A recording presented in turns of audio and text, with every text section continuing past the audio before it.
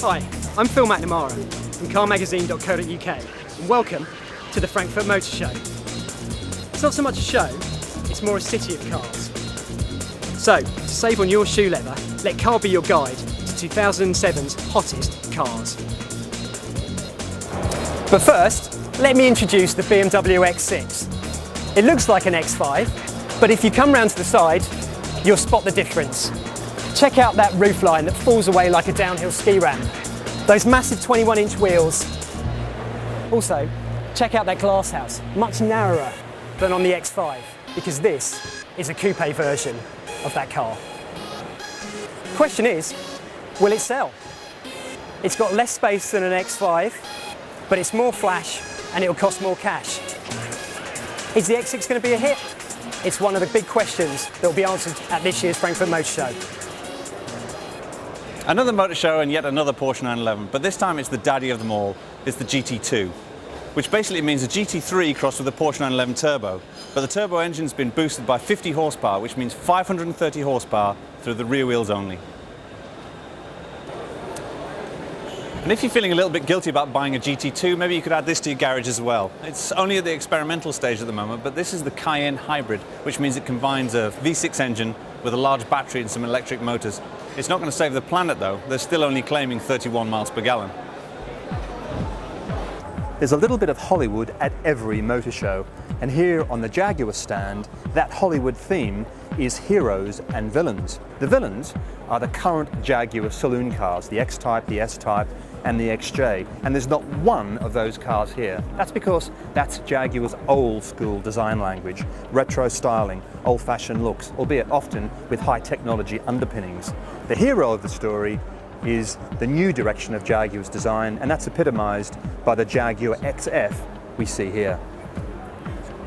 The XF is peppered with interesting styling details. I really like this grille. It's made of plastic, but it's got real depth, really shines beautifully in artificial light or in the sun, and I think it's something that an owner will be really proud of, a very distinctive face of the car. An interesting detail number two, and I really love this.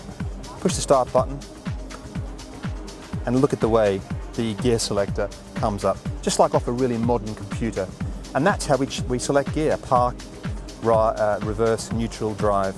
Really, really modern. Turn the engine off and it sinks back down again. How great's that? If you own this, I think you'd show that off to your neighbours with real pride. This is the star of Lamborghini's Frankfurt stand. It's the Reventon.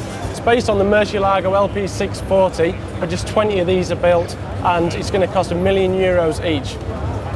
Mechanically, it's pretty much the same as the standard Murcielago, so you get permanent four-wheel drive and a 6.5 litre V12 that produces 650 horsepower. But it's the styling that makes this thing really special. It's been designed by Lamborghini Centro Steel, and it's inspired, as you probably guessed, by stealth fighter jets.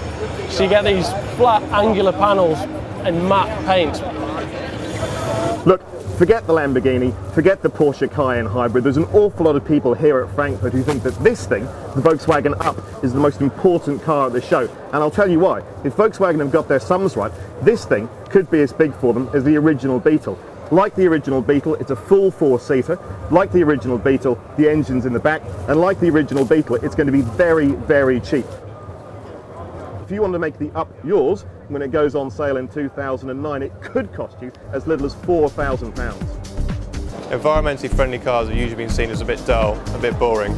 This is anything but. This is the Mercedes F700. The big thing about it is its diesel engine, which proves that the petrol engine isn't dead just yet. On startup it runs like a conventional engine with a spark plug.